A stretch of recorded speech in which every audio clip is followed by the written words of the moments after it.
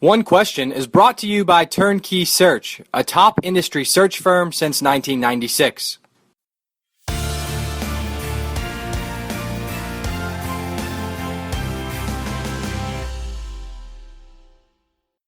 Matt Sarzyniak is on One Question once again, and if you don't know about Matt and his, quite frankly, amazing, deep into the weeds blog, Matt's college sports media blog at mattsarzsports.com, MATTSARZ sports.com.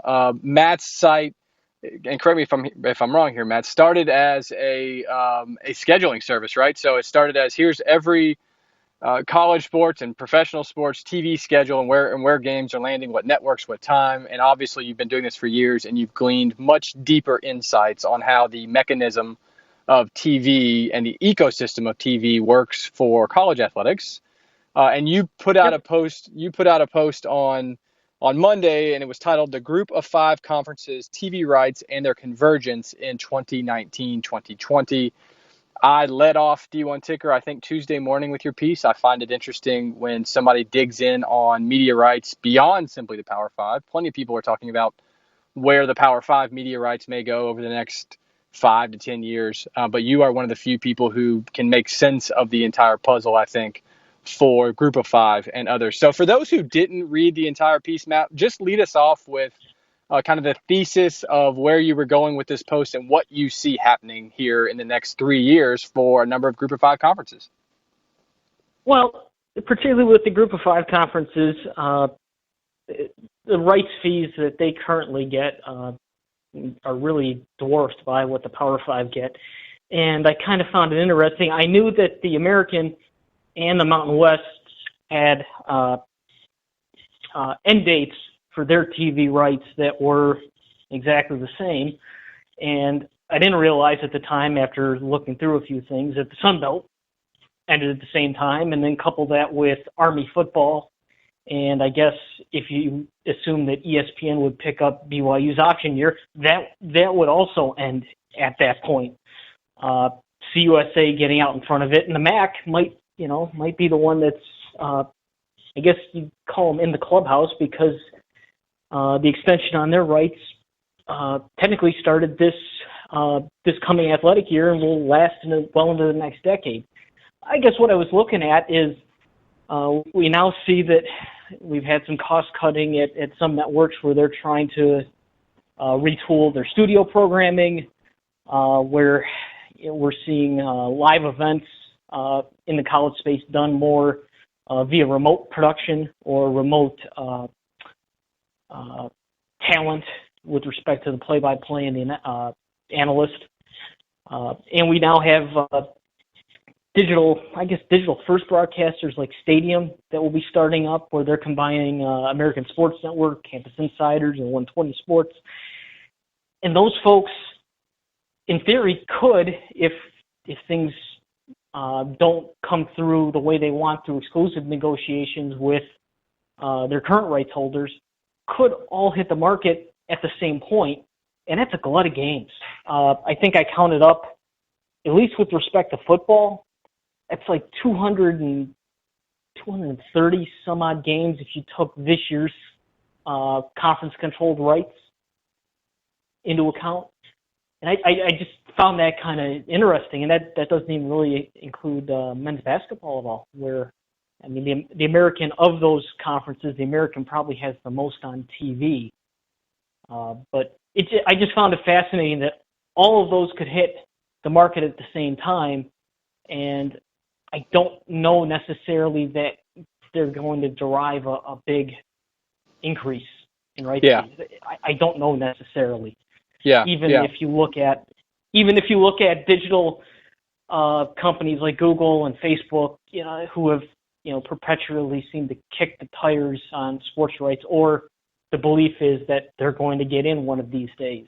I don't know that that's going to be the case, because even what those companies have seemed to invest in right now with respect to showing live events, they're not actually doing the physical productions. Right. It's typically the schools doing it.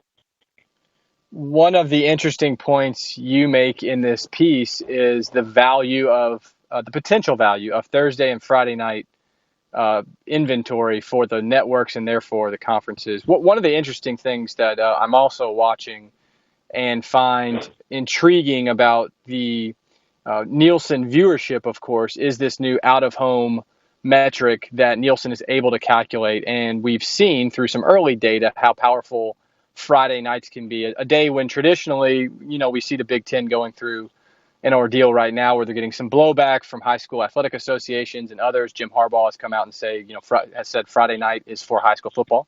Overall, Matt, how do you see the Thursday Friday dynamic playing into some of these deals? You mention it, but just rehash it or go deeper for me. Yeah.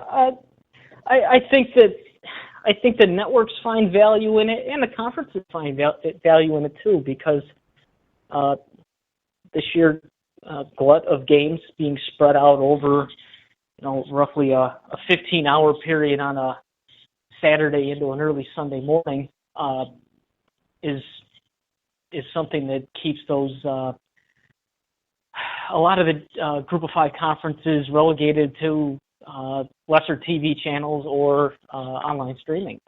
And they get Thursday night, they get Friday night, and even Thursday. I mean, yeah, you're competing with the NFL, but you are the only college game on, and if that NFL game's a blowout, I mean, people change the channel periodically. I mean, the numbers don't necessarily, at least for the Group of Five conferences, show a large viewership. I mean, I think I quoted, like, when I just eyeballed it briefly, I think it might have been for the American, but it might have translated to other conferences. I was looking at numbers that were in the 500 to 600,000 viewers range, or households range, one of the two.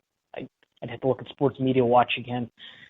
But it was a number that it does reasonably well, and to be the only college game, or maybe the only one of maybe two or three that are on a Friday night or a Thursday night, it's at least worthwhile, because it might be the second or third thing at the end of the night on a highlight show. It might be something that the local newscast picks up on. And at least last year, of the games that I think were above a million viewers or households, again, I'd have to check the metric that Sports Media Watch uses. I think of the Group of Five games, it was either those that had a Power Five as an opponent, or I want to say it was Houston, because Houston had such publicity going into the season as being the potential Group of Five representative in the New Year's Six.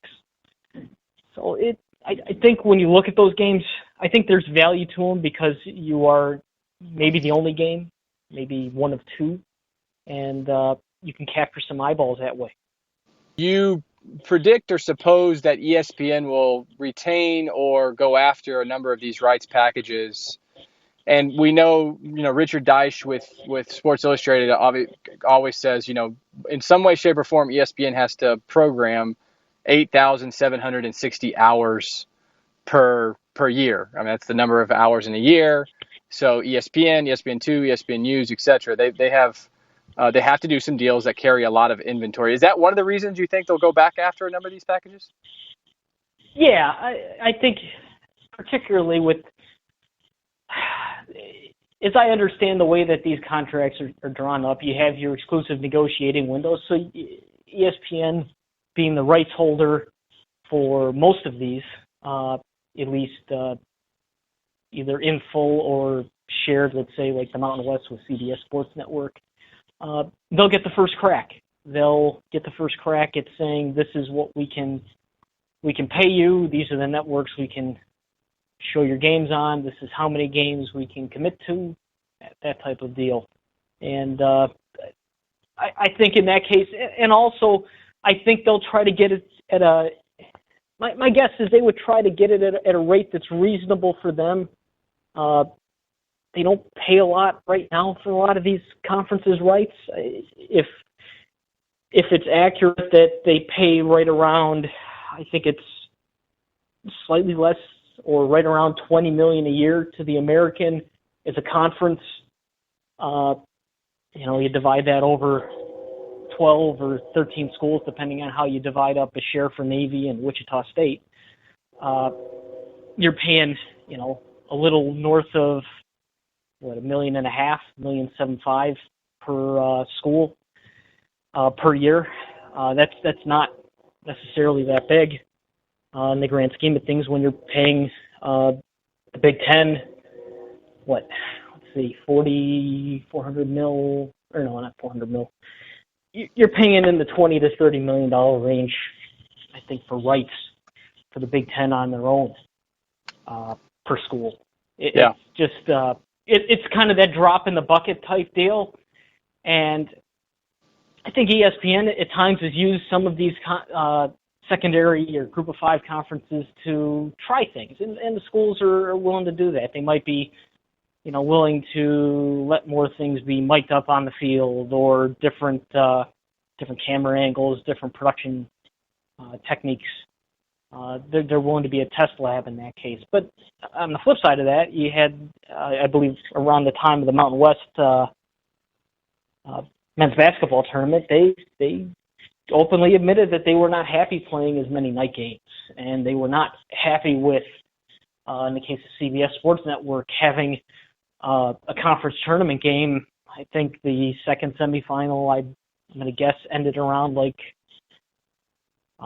in the morning, and they ended up having to do a less than 12-hour turnaround for the final to get the game on CBS Broadcast Network, and they weren't really thrilled about that. And I think there was also in the same story something about Boise State having a declining season ticket base because they had been playing so many home night games. They had not been playing many day games under the current deal. So, I mean, in some cases, that goes back to why the Mountain West signed the deal that they signed way back in the previous decade. They wanted more control over the kickoff times. They wanted more control over what days of the week they would be playing, and it makes you wonder if they would be interested in doing that again. But does that fit into the world of linear TV?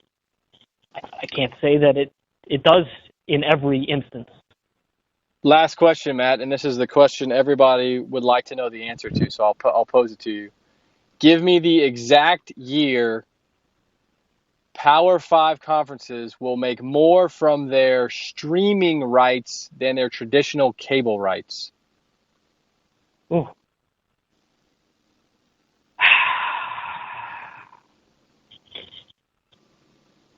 I would venture to say I would put it far into the next decade, only because nobody's really coming up for bid right away. Well, the Big Ten is. The Big Ten's deal is inherently short, but until we get to a critical mass where there's such a sharp drop in pay TV subscribers, I'd almost say, I'd like to say 2030, only because we're locked up so far. The agreements that will come up first, I think, the Big 12, the Pac-12, the Group of Five. But for the Power 5, I think it's going to be a while, because even the Pac-12, I think at the end of the day, they're probably going to remain with linear TV. And that's today's One Question, brought to you by Turnkey Search, a top industry search firm since 1996. One Question is designed to give D1 Ticker subscribers valuable insights on how executive leaders in college athletics think about key issues on their respective campuses, in their departments, or within their leagues and conferences. One Question is brought to you by Turnkey Search, a top industry search firm since 1996.